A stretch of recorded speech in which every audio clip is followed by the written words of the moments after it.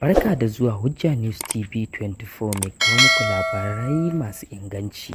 Jama'a muna muku barka da ƙara kasancewa da mu a daidai wannan lokaci na safiyar yau Lahadi, inda za ku ji mu da labarai da rahotanni daga ƙasashen ƙetare da nan gida wato Afirka.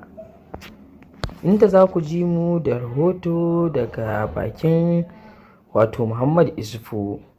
Inda Muhammad Isufun ya bayyana damuwarsa game da takunkumin da ƙungiyar ECOWAS ta sawa ƙasar Nijar ɗin.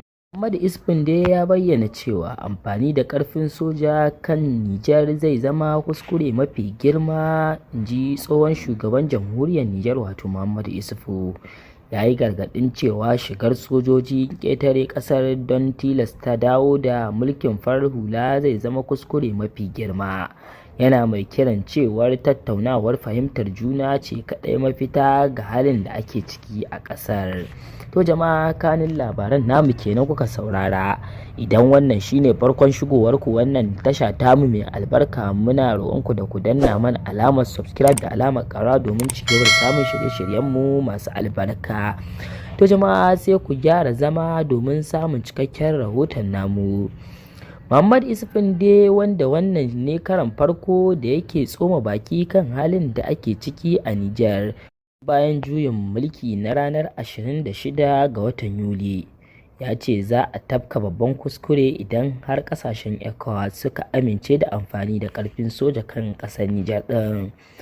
Shugaban ƙasar Nijar ɗin da ya mulki daga shekarar 2011 zuwa 2021 ya bayyana cewa abin damuwa ne matuƙa kan halin da Nijar ta tsinci kanta, amma shiga tsakanin sojojin ƙetare ba zai magance ko kuma mayar da ƙasar kan turbar dimokuraɗiyya ba. Cikin wani saƙo da ya wallafa a shafinsa na X da aka fi sani da Twitter, ya ce idan har masu shiga tsakani suka rungumi tsarin tattaunawa ko shakka babu, za a kai ga samun mafita a halin da Nijar ke ciki.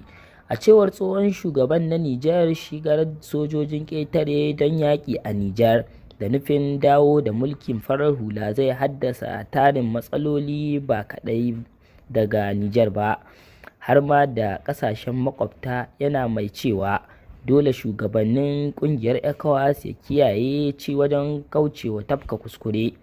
Inda Muhammad Isufun, wanda shugaba Muhammad Bazoum ya gada, ya ce kai tsaye shiga tsakanin ƙasashen ƙetare zai haddasa matsalolin tsaro da babu wanda zai iya hasashen lokacin iya kawo ƙarshen su.